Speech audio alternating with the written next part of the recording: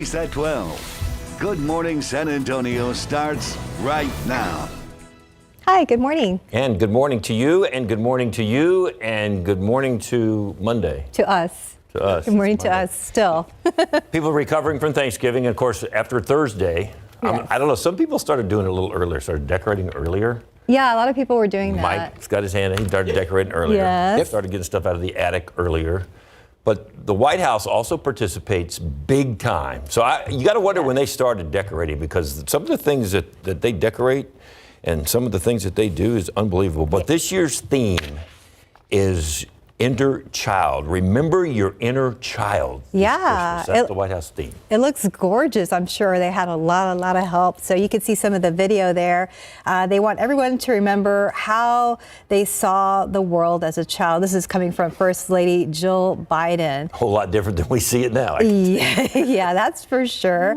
So they tell us that the White House is decked out in nearly 15,000 feet of ribbon, 350 candles, and more than 34,000 ornaments. There are also 98 Christmas trees on the property, more than 142,000 holiday lights that decorate all the trees and the garland and the wreaths and all those displays. And they had a gingerbread creation. Yeah, that's what I want to see video of that. I think maybe I missed that one. But yeah, this is a gingerbread creation with 30 pounds of chocolate. Is that it? Maybe that's a chocolate 30 reindeer pounds of chocolate. and 50 pounds of royal icing. That looks like candy.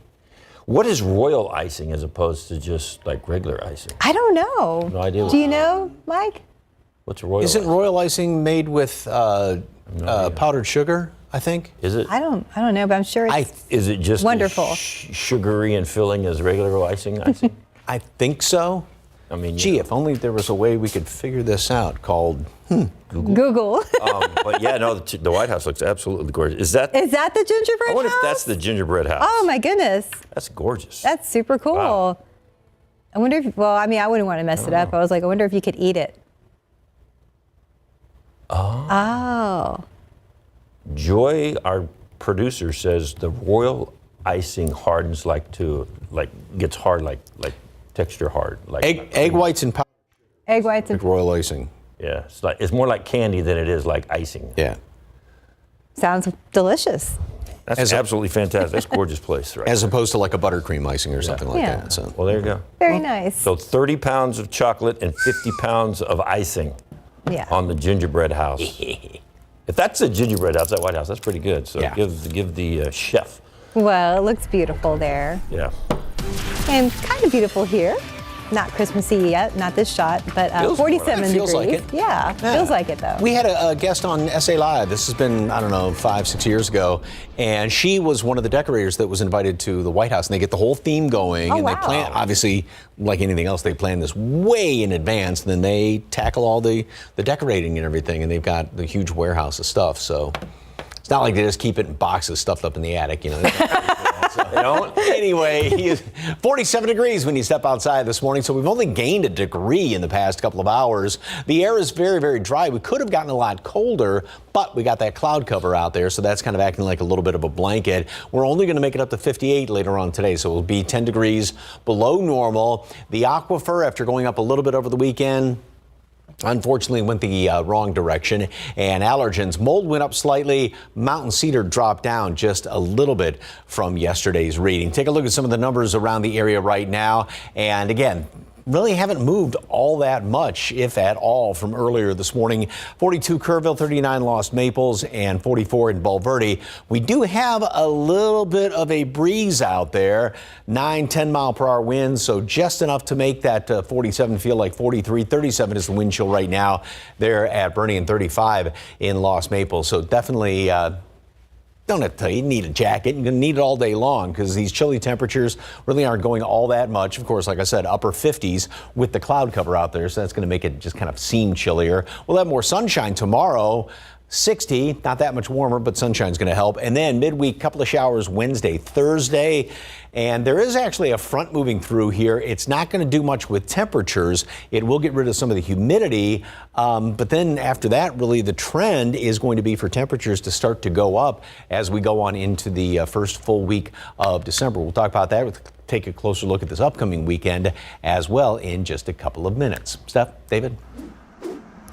Thank you, Mike. Let's look out there with TransGuide. Looking over at Highway 281 in Hildebrand, things okay there. Also at I-10, things are moving on this Monday morning after a very long break for a lot of people out there. And now let's take you to today's 9 at 9. In Israel, the 4-day truce to stop the fighting was set to expire today, but there's a chance the deal could be extended. And there are high hopes for the release of even more hostages. Nearly 200 remain in Hamas custody. Elon Musk is expected to meet with the Israeli president during his visit to Israel today. They are expected to talk about how to fight rising anti-Semitism online amid the ongoing war with Hamas. Representatives of families of hostages held by Hamas are expected to join the meeting. Police in Vermont have made an arrest in connection with a shooting that wounded 3 college students in Burlington. Investigators suspect it was hate-motivated. Police say a man with a pistol shot 3 victims of Palestinian descent. Newly unsealed court documents allege Meta collected data from children's Instagram accounts. Attorneys from 33 states accuse the tech giant of receiving more than 1 million reports of under 13 users on Instagram from 2019 to 2023. They claim Meta knowingly refused to shut down a majority of these accounts. Today, President Joe Biden will be part of the first meeting of the Supply Chain Resilience Council. During the meeting, he will also discuss 30 actions to improve access to medicine and other programs tied to the production and shipment of goods. This all comes after the supply chain problems fueled higher inflation in the United States following the pandemic. A jump in healthcare hiring is boosting the U.S. economy. The government says healthcare providers like hospitals, pharmacies, and doctors' offices made up 30% of job gains in the 6 months throughout October. Analysts tell us that the industry could generate jobs for years. Pope Francis has canceled some of his commitments today as he continues to suffer from lung inflammation. The Vatican spokesman says the pontiff is in good condition but is experiencing some breathing difficulties. San Antonio avoided a travel nightmare this weekend, but more than 7,000 flights were delayed on Sunday, with 46 cancellations. Many major airports predicted a busy day. 55.4 million Americans traveled for the holiday weekend. And a lot of people will be looking for that deal on this Cyber Monday. The number of Americans shopping online expected to set an all-time record. Shoppers are predicted to spend $12 billion online today. That's up 5% from last year. And that's today's 9 at 9. Here is some reality for you. There are a lot of families here in San Antonio around the area that need just a little bit of help this holiday season. Michael Guetta, the Chief Sustainability Officer at the San Antonio Food Bank, joined Leading SA this weekend to talk about the current needs and various programs you can participate in during this holiday season. Max Massey is here to talk a little bit more about what he had to say, what the need is here in San Antonio. We know it's always there, but maybe even more than usual, huh? It's crazy to think about because, look, during the pandemic, it almost made sense. Businesses were closed down. People lost their jobs. Highest unemployment rate I think we've seen in my entire lifetime. So we're used to the food bank seeing about 100,000 unique individuals going to the food bank every week. That's a baseline. Recently, Michael was telling us that they're seeing hovering around 105,000. And recently, guys, they're seeing 110,000 unique individuals lining up needing food from the food bank. And it's really a jarring number considering how many people live in and around our community. Now, he added that each family receiving support from the food bank, they have their each and individual unique financial hardship, but so many of them tied to what so many of us and so many of our viewers deal with, this higher cost of living. So we talked about how the huge surge during the peak of the pandemic, how that has yet to really go down. If anything, it's kept going up. there was this dark aura of economic uncertainty, but the big problem that they see is this economic uncertainty, it's not going away. It hasn't subsided with the COVID cases. Seemingly, guys, it's getting worse and worse each and every week, and it's becoming more and more pervasive in our community. Inflation outpaced wages, so people are actually worse off financially. They don't have the buying power, the real income that they did a year ago. And so I think that's just it. It's just a matter of economics that people are working, but the world has gotten more expensive around them, and there's just not enough money left for the grocer. And that's compounded. Our housing costs have been high. Healthcare is a challenge. And it's not that someone uses the food bank every week. I think that's maybe the last point to make. We see periodic need. And look, there are ways that you can step up, help out. There are so many programs that the food bank has, a lot of unique programs that most people don't even know about. They have multiple gardens. They even have their Hunters for the Hungry program, where local ranchers and local hunters, if they have extra deer, they can use that. They can give it to the food bank. They'll create venison, give it out to families in and around our area. We have the full interview with Michael right now. Just head to the Leading SA section of KSAT.com. And of course, Michael telling us that we all know so many families are going to be on holiday break in the coming weeks. He said it's a great opportunity for you and your family, your kids out of school. They have programs each and every day. Go in there, donate. They have so many slots available. They said January from last year, that was actually their biggest need for volunteers. And also, new this morning, guys, the Double Your Impact program is back. So the South Texas Blood and Tissue Center and the San Antonio Food Bank, they're partnering again. They did this last year for the first time. The Double Your Impact initiative, it's a collaboration aimed at not only saving lives through the blood bank, but also combating food insecurity in our community during this holiday season. Last year, they were able to provide, get this, more than 215,000 meals. And guys, obviously, they're trying to break that record this year. Yeah, that's a good way to do that, as well as to have the kids volunteer. That's a good way to spend their Christmas break. And that was one of their concerns, was you get the families to volunteer, but also kids are out of school. Mm-hmm. And so that's another concern that they have. And I noticed that he talked yesterday when you guys had him on, he was talking about how senior citizens, they're doing more programs for senior citizens now, because that is becoming more of a concern these days, especially with folks that are on fixed incomes. He specifically inflation. said that. So there's a lot of concern, and we know from the past, if you've lived here 5 years or 25 or 40 years, you know that people in San Antonio will step up and take care of our own. We will help out these folks, whatever they need. And I know you volunteered us to go down there and volunteer. I did in January when they said they need the most volunteers. All right, set that up. Absolutely. We'll be there. A lot of ways to help. Hopefully they got a lot of donations from the turkey trot that benefits the San Antonio Food Bank. I saw a lot of people. So they said they had 7,000 people on Thanksgiving step up, help out. And it wasn't cheap to participate. All that money goes to help our local families. It's such a great cause. And they were even thrown aback by how many people donated on their Thanksgiving morning. See, there you go. That's San Antonio, man. Great place. All right, Max. Thank you, Max. Set us up. See what we can do in January. Yeah. Look at this teamwork. You can go down there and volunteer. Yeah. Of course. Pack up some lunches. Oh, yeah. I was there a couple of weeks ago with some of our producers. We're doing great stuff. We get another team together. Oh, yeah. Team KSAT. 9:10 and 47 degrees. And after the break, the Alamo is adding a center where school groups can learn. Tiffany Huertas will tell us about the new Texas Cavaliers Education Center. Welcome back. 14 minutes after 9 o'clock. A new educational center in downtown hopes to draw more school children and provide learning opportunities. Tiffany Huertas joins us live from where the Alamo, where the groundbreaking of the Texas Cavaliers Education Center will take place this morning. Good morning.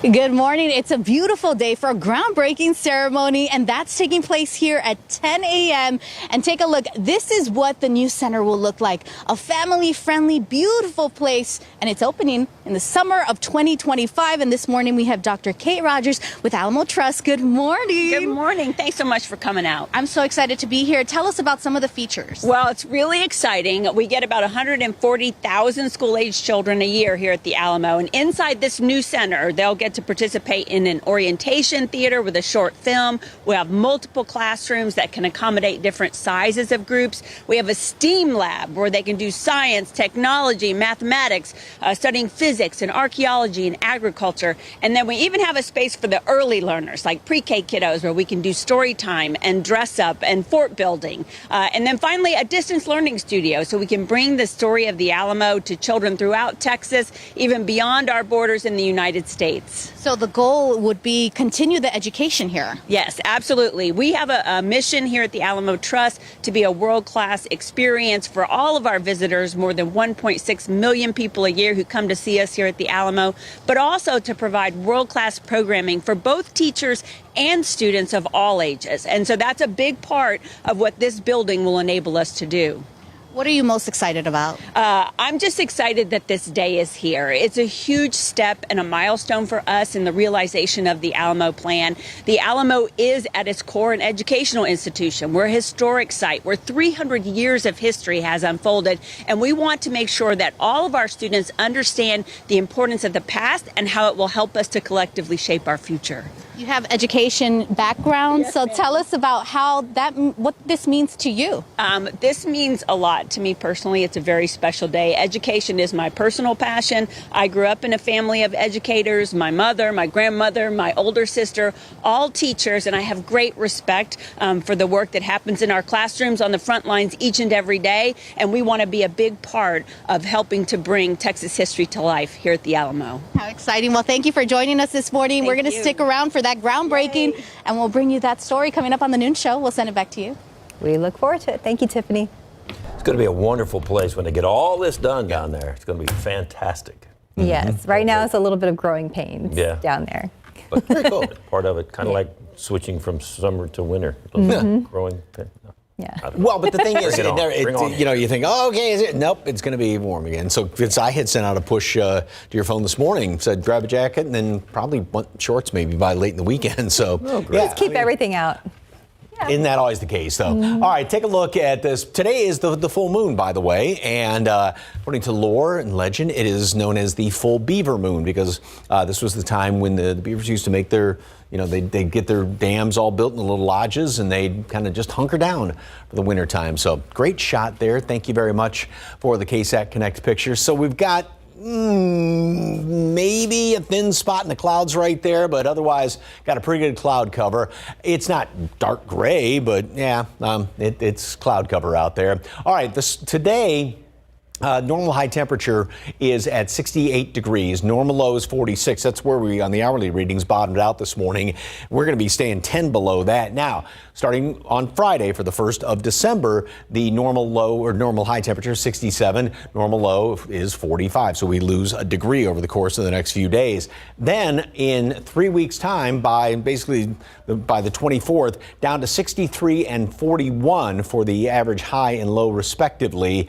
And that lasts for pretty much a month, all the way in through the 20th of January. And this is the coldest time of the year historically once we get into Christmas Eve. So it kind of normal temperatures, I should say, tend to drop off fairly quickly throughout the fall, and then now we've sort of reached that bottom plateau right there. Now, throughout the day, temperatures are not going to be going up that quickly. We are going to make it up, like I said, to 58 later on this afternoon, so 10 below normal, and then keep a lot of clouds around tonight. Now, it will be another chilly morning tomorrow, and then we will see more sunshine in the afternoon, but you can see plenty of clouds out there in the satellite picture as of right now. Around the country, and this has been one thing that really helped out as far as travel over the past 4 or 5 days, Wednesday as well as Sunday, and then in between on the Thanksgiving weekend. Didn't have a lot of big weather systems out there.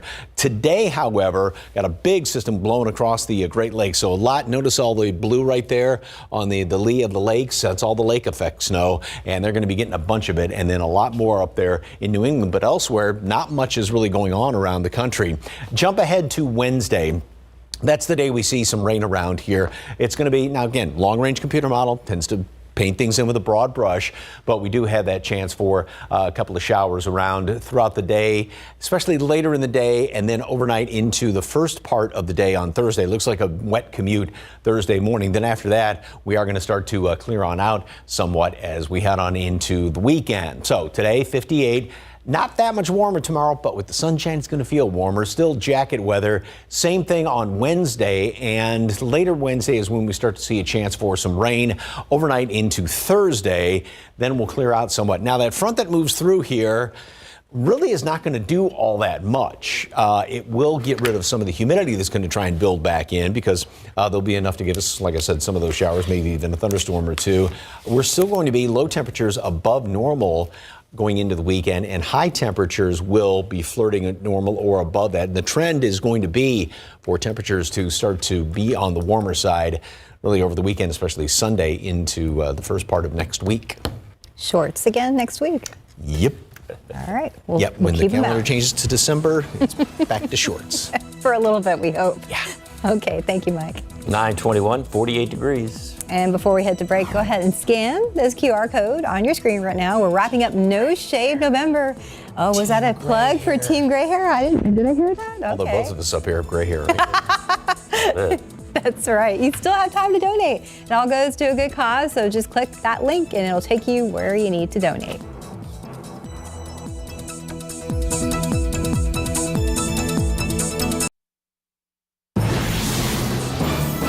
It's a mystery, and mysteries have a way of driving people mad. After folks finished their turkeys on Thanksgiving, they moved on to week-old leftovers. Songbirds and Snakes, the Hunger Games prequel, was #1 in movie ticket sales again in its second weekend, with $42.5 million over the extended 5-day holiday period. I must warn you, I will not lead a second in command. The war epic Napoleon was the surprise #2 with over $32 million, starring Joaquin Phoenix as the French emperor and Vanessa Kirby as his wife Josephine. The film was also the top movie globally, with over $78 million in ticket sales. Last night, I made a wish on a star. At #3, a disappointing debut for Wish, the Disney Centennial animated feature, falling short of expectations, just $31.7 million. Stars and film industry leaders are at the Marrakesh Film Festival, one of the Arab world's largest. They emphasize the importance of cinema and artistic expression amid a shadow cast by war and disaster. Among the more than 70 movies on tap is Michael Franco's Memory, starring Jessica Chastain, the festival jury president. Don't know what you're waiting for. Renaissance, a film by Beyoncé, held the first of 2 premieres over the weekend. Beyoncé chose to skip the red carpet, instead slipping into the screening room as the lights dimmed, according to Variety. The second premiere will take place in London on November 30th, the day before the film's release in theaters worldwide. Bill Nye, the mechanical engineer, science communicator, and TV host, known as the Science Guy, turns 68 today. And that's what's happening in Hollywood. Chuck Sievertson, ABC News. Time now, 9:26 and 48 degrees for now. A lot more ahead on GMSA at 9 this morning. As we head to break, a quick check of the roads. Things rolling right along this morning. Not bad. 1604 at Marbach looks pretty good. Marcus, Georgia, and Steve has covered the Carters for many years for us. Extraordinarily moving, Steve, and this was a partnership right until the end. It was. Their partnership was part of their success. You know, there's this saying that success is a team sport. The former president was very open about the fact that his wife was a key part of his success. He often called her his secret weapon. She was active in his administration. She was active in his life post-presidency. They founded the Carter Center together. She was very much a part of that. I'll tell you, David, it's a cold, crisp day here at Americus. The sun is shining nicely on this event. The skies are fairly clear. There are around me what looks to be maybe 100 or so people who are standing outside along the road to get a glimpse of this, to say their final goodbye. We expect to see lines of people today at the Carter Center to give their best wishes to this former First Lady of the United States and, of course, of Georgia. David. Steve, we know they were childhood sweethearts. They met there in Plains, Georgia. Of course, Jimmy Carter was in the Navy. They married not long after his return. traveled the country, began raising their children. And then he entered politics. In the beginning, a bit of a surprise to Rosalynn, but she made it very clear to him along the way that we would be partners in this if you're going to continue to work at this. And she was on the campaign to become president, his election to the White House. And in fact, in many ways, she changed the role of First Lady, had an office in the East Wing, had a full policy staff of her own. That was a first. She held weekly lunches with her husband in the private dining room, where he would ask her, what is your week? What's on your agenda? And she would often ask him after the end of a busy day at the White House, why did you do that? What was the reason behind that? And eventually, Martha Raddatz, he simply said, well, why don't you come to some of these cabinet meetings? And so she did. She certainly did, David. She had a very powerful role. President Carter said she is an almost equal extension of myself. She wanted to make a difference there in the White House. She wanted to make a difference in the country. Mental health was a very big issue for Rosalynn Carter. She also supported the Equal Rights Amendment. She was a strong advocate of that. And when I think about her life, and I think 70 years ago when she moved back to Plains, Georgia, she didn't really want to do that. Jimmy Carter had been in the Navy. She was enjoying a life of some adventure and some independence. And they'll talk about that as one of the most difficult periods of their marriage. Another unusual thing about the Carters, because they were very honest about their marriage. They didn't have this glowing picture that it was perfect all the time, saying no marriage is perfect. But theirs was perfect in so many ways. When she moved back to Plains, Georgia, she said, I don't want to go. And yet she did it. Think about that. 70 years ago, in the 50s, the role of women in the 50s was to be only a wife, only a mother, and only there to support your husband. She did all that as well. There is a great story about her getting up early every single morning for 25 years to make Jimmy Carter a big breakfast of grits and toast and coffee and juice. And then when they moved into the White House, he said, you know what? I just want orange juice. And she said, I wish I'd known that 25 years ago. So she was just an extraordinary woman and really helped change the role of the First Lady of the United States. She was really a fine example, David. As you know, Martha, we're looking at live pictures now of the pallbearers. And as I mentioned a moment ago, many of them are former members of her Secret Service detail. We saw live pictures there moments ago of the family. Of course, the Carters have 3 sons, Jack, Chip, and Jeff, and a daughter, Amy. We watched her grow up in the White House. The tree house, the fort built on the White House grounds, 11 grandchildren, 14 great-grandchildren. The family gathered there today, and you can see Mrs. Carter's remains now being brought out as part of this ceremony outside the medical center. In these final days together, and they were the longest living first couple that this nation, surpassing former President George H.W. Bush and Barbara Bush in the end. And they spent their final days together. And I want to bring in Mary Jordan, ABC contributor, Washington Post reporter. Mary, you spoke with the family about those final moments. And it was so moving for me to read in your reporting that their 2 beds, both of them in hospice, had been placed sort of feet to feet, if you will, so they could prop the beds up and actually look at one another, even in those final days. And that was Jimmy Carter's idea. Instead of putting them side by side, he said, no, I want to look at her. And so they both were propped up, and that they could keep talking, and right up until the end. And then when she did pass, Jimmy Carter said to his kids that were in the room, I just need some time alone with her. You know, it's a long time that they were together. I'm so struck by these photos of the Secret Service. I've spent a lot of time in Plains, and unlike other jobs that they have with some of the other presidents, they rotate in and out. But when you went down to Plains, what these guys here who are the honorary pallbearers did in the last 20 years was they'd go fishing on the pond outside, or they would, even until a few years ago, help lift President Carter into a pool because he was very avid swimmer and wanted to keep up in swimming. it was a different pace. It was a slower pace, and they really got to know the Carters. And I'm not at all surprised that they all showed up here.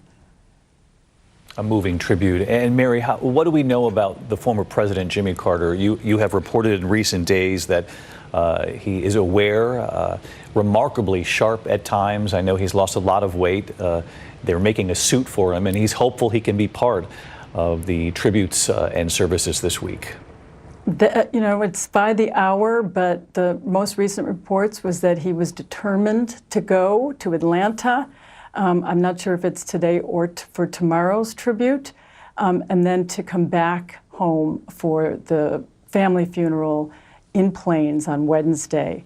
I think a lot of people said they're so close. There's many stories about when one spouse goes, the other one goes quickly. But, he was eating caramel cake that his niece made. He was getting his suit ready for the funeral. And he just said to some, I don't want to disappoint her. I want to show up there. It is something to watch them. I've seen them interact so many times, including recently. And it's you can't overestimate how much time they spent together. They were in this little house that they helped build in Plains, 1961, the same house. I once calculated that the Secret Service vehicle outside the house was worth more than the little house that they lived in. But, this small place, they spent an enormous amount of time together. So it's going to be a shock to the system for Jimmy Carter, who, of course, is 99, and himself in hospice. That's the extraordinary thing. They defined their roles long after the presidency in so many different ways. Their humanitarian work together, their trips around the world, their push for medical care for communities in places where impoverished communities have very little access to health care. You'd often see them out building for Habitat for Humanity side by side. And as Mary describes there, side by side in the end, you reported that one of their sons, Chip, had shared with you that moment when his father said, could you give me some time alone with your mother? That was the day before she passed. And then on Sunday, when the sun rose, she was no longer able to speak. And again, he asked for some private moments with his wife of 77 years, tears streaming down his face. And Chip told you, Mary, I believe, that they taught us so many things. Chip is 73 years old, his father 99, his mother was 96, and he said, among the things our parents taught us was grace. He called her Rosie. We had dinner not too long ago, and he'd say, come on, kid, come on, Rosie. They were very, very sweet couple. And when you saw them as they grew old, it was kind of hard to believe that they ever lived in the White House. They were not in any way what people would say glamorous or fancy, but they were very smart, very dedicated, and they wanted to make their life count. And they said that many times. That's why they worked against disease in Africa, building homes in America. Of course, Rosalynn was really big on vaccinations for children and mental health. And Jimmy, very, very open about, I couldn't have done any of this without Rosalynn. Said she was an equal partner in all that I achieved as we watch this motorcade begin. Mary, our thanks to you. Steve, I listened to Mary as she described the very humble home that they returned to Plains, Georgia to live in. I know you had the opportunity in the last couple of years to visit that home. So many people had asked them along the way, what was their secret? Rosalynn Carter once said, space. We gave each other the space, and he certainly gave her the space, is what she said, to explore her own interests and to play a role in a way that we had not seen in the White House. And they shared more with you, though, about the secrets to such a strong partnership, a love affair that lasted until the very end. They did, and they loved talking to us about it. When we spoke to them last, it was their final interview together with us. It was both Rosalynn and the former president. One of the things I remembered was seeing the president light up as he is watching his wife speak and take questions about their love and their relationship and their history. And you mentioned about their home and the Secret Service, and when you drive past the home, one of the things you notice is that the building that has the Secret Service vehicles looks from the road almost as big as the house, because their house is so small. And that is some of what people have come to love about this couple and about Rosalynn, was the old-fashioned charm that their relationship just showed, the togetherness that they have. They talk to me about every night trying to make sure that they do something together. They talked about fly fishing in that pond near that home, and I was surprised that they still did that at the time. They also talked about reading the Bible together every night, and told me that one of their secrets is that they would not go to bed angry, that they would discuss whatever disagreements they had during the day. It was absolutely a beautiful thing to witness, and it's something that I think resonates with so many people who look in on their relationship and just see the joy and the love that they had for each other, and how they nourished each other with that love. With Rosalynn and the former president, another thing is, they weren't fancy people. I think that's fair to say.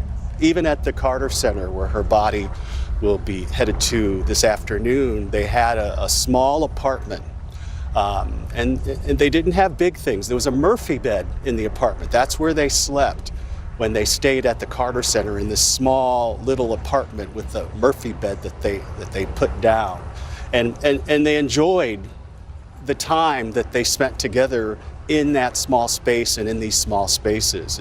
It was such a treat to talk with them and to look in on the joy that they had in their relationship, David. They were an example in so many ways, as you point out, Steve. They often talked about not going to bed, having fought without resolving whatever the disagreement might have been. And they described those disagreements as often minor. And who couldn't relate to that? And on the few times when they weren't together, they would choose the passage of the Bible that they would be reading, knowing that they would both be reading separately the same part from the Bible. That was very rare that they were ever apart. Trips later on in life, perhaps now and then. I want to bring in our chief White House correspondent, Mary Bruce. Mary, what do we expect as far as the first family, President Biden, the First Lady Jill Biden, their involvement in these ceremonies this week? Well, David, we know that the Bidens will be down in Georgia tomorrow for that memorial service there, reflecting and remembering Rosalynn Carter's amazing contributions to the country, but also really just saying goodbye to a dear, dear friend. The relationship between these two families is a true and genuine relationship. This isn't some, DC friendship of political convenience. They are dear, genuine friends, and they have supported each other for decades, really going back to 1976, when Joe Biden, then a young senator, was the first official outside of Georgia to endorse Jimmy Carter's run for president. The two have stayed close ever since, the two families. In fact, the Bidens last visiting the Carters back in April of 2021 at their home in Georgia, spending a lot of time together. President Biden saying it was nice simply to catch up, to talk about the old days. Jill Biden then saying this wasn't about a meeting of two presidents, but actually four friends coming together, spending time together, two couples who have really supported each other for many, many years. And the president reflecting on that relationship in his statement shortly after Rosalynn's passing, talking about her hope, her warmth, her optimism, saying that she walked her own path, but David, that she inspired a nation along the way. And she certainly inspired this president and the Biden family as well. No question about that, Mary. And in helping to define the role of the First Lady, having her office in the East Wing, her policy staff, people knew at the time, as senior advisors within the Carter administration, that Rosalynn Carter was the way to her husband in so many ways, and some of the more difficult issues. She had a nickname in the White House at the time, Steel Magnolia. She was revered, respected, but also feared in some ways. And in all of my reading, I read that she didn't mind that nickname, Steel Magnolia, and we know from so many administrations after the Carters that often the First Lady's role, they're all defined a little differently, but that is one key component that senior advisors find the President of the United States often through their spouse.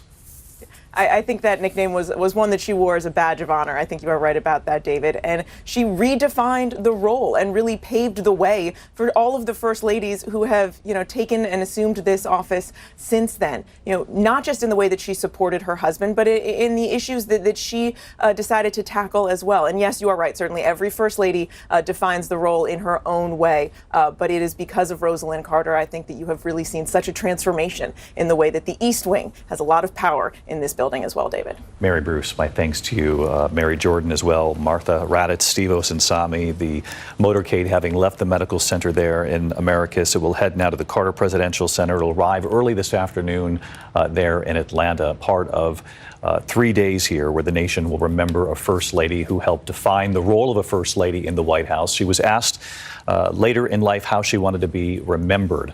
And she hoped that her humanitarian work, her work on mental health during her time in the White House would be remembered. And certainly that's just part of a fuller portrait of a first lady that we will honor over the course of the next 3 days. Our coverage will continue throughout the day on ABC News Live, abcnews.com.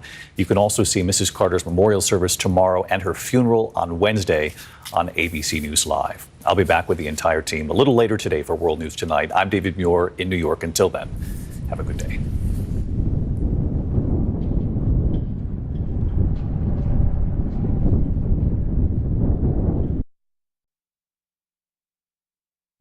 Hi, welcome back. Let's look out there with Zoo Cam. Who are you looking at today? The flamingos. Aww. There you go. They're hanging out. Happy Thanksgiving, flamingos. Looks like you guys are okay. I'm going to be honest. I don't even want to be outside if it's less than 50 degrees, let alone in the water. In the water. Well, but they like it. They like it. In a couple of days, the flamingos will be in shorts and T-shirts. So yeah, and sunglasses. I'm not going to leave yes. yet. Hi, Mike. Okay, now I can walk over there. There you go. Take this picture. So, did you know flamingos turn pink because of what they eat? They're not born pink. Yeah. Really? I did not know that. What do they eat? What do they eat? The little fish thingies. Shrimp and stuff like that. So it turns their skin. All right, it is not max weather out there. It is wonderful. Grab a coat, and you're going to want to keep it handy all day long because that picture is really not going to change all that much. You can see there's a couple of thin spots in the clouds here and there. Yeah, we'll see a little sunshine trying to squeeze on through. We're up to 48 right now. But we started off this morning right around 46, normal low temperature. So obviously we haven't gained that much and not going to. A little bit of a wind chill to deal with. Feels like 44 because of that breeze out there. And it's not like it's overly windy, but just enough of a breeze. Mold is low. Same thing with mountain cedar. Mold did go up slightly from yesterday. Mountain cedar went down just a little bit. But think back last week when we had that strong wind out there and all of a sudden mountain cedar came in on the high side, which was a little early for the mountain cedar season. 54 degrees today at noon. 58 high temperature with mostly cloudy skies. That's 10 degrees below normal, and with the cloudy skies, it's going to feel obviously cooler than that. Now, with not a huge warm up tomorrow, but with more sunshine out there, that's going to be a little more comfortable. And then on Wednesday, we still stay well below normal. More clouds around here. And then Wednesday night, there's the chance for some rain, and that's going to extend over into Thursday morning. Temperatures stay pretty steady from Wednesday into Thursday. Then we get up to 70, a couple of showers, even a thunderstorm or two. Front comes through. All it's going to do is get rid of the humidity. And the trend, though, is going to be for temperatures to start to then go up and going into next week as well. So like you were talking about the shorts for the flamingos. Yeah. Yes, and for the humans as well. We let Max come up and join us because he's not really an honor of our little club. Well, because, No Shave November. Do you want these, the rugged, good looks or that boyish charm? Good boyish charm. Mike, I would say bringing some vitality to the desk, but that's just me. All right. If you guys haven't been with us through the month of November, we here at KSAT, we have our No Shave November team. We like to keep it competitive. We're all former athletes, like to be competitive individuals, but at the end of the day, it is for such a great cause. Working to fight cancer. He says be competitive. He's at number one right now. He was like 5th or 6th. The rest of us are getting a little razor burn from this. Yeah. Well done. Very good joke. So yes, we each have our own respective teams, but the KSAT team, we're back in first place in the country. Okay, it is good. us. It is a construction or a commercial trucking company. They momentarily took number 1, and then the Alaska State Troopers. Oh, okay. They're number 3 right now. Number 3, wow. So you got to imagine that they have pretty strong beers. Not as strong as ours here. Did Spidey do another push for you? No, I think Justin stole everyone's thunder. He tried one, didn't get as many donations as he would have liked. But Max. But we are working. I feel uncomfortable with them keep putting that up there. You still have time. You still have time. So if you can, every dollar makes such a big difference. So many families going through the unimaginable. And I know everyone here, like, we've all been touched by cancer in some way. The deal is, because he looks like Chris Evans. I'm going to start blushing now. So look in the camera right there. Thank you guys. Well, I'm just upset you won't let far. me be part of Team Silverhair. Look at going. Well, you got a ways to go. You're I was going to say. It's still a coming. young whippersnapper. One at a time. Look at the camera.